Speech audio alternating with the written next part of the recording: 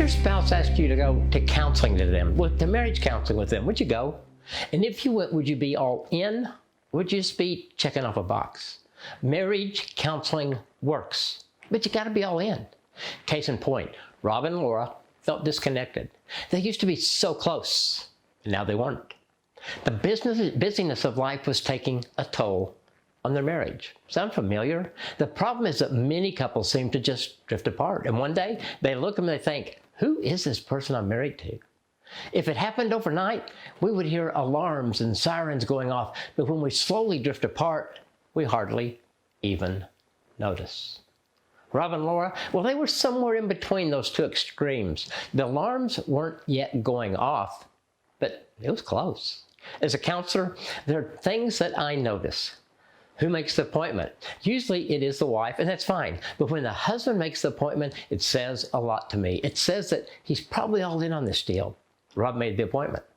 Honestly, Rob and Laura were a pretty easy case. They just wanted to get reconnected, and they set a plan to stay connected. They did everything that I asked them to do. They brought back date nights, and it had been over a year since they had a date night. They carved out time together for just the two of them every single day. Often it was after the kids were in bed, but they felt staying up late, missing a little sleep, was worth it. We worked on improving their sex life. We worked on resolving conflict in a healthy way. In 3 months, they were really back on track. About the same time period, Matt and Elise came in for counseling. Their presenting problem was very much like Rob and Laura's, a disconnected marriage. I asked them to do about the same things I was asking Rob and Laura to do.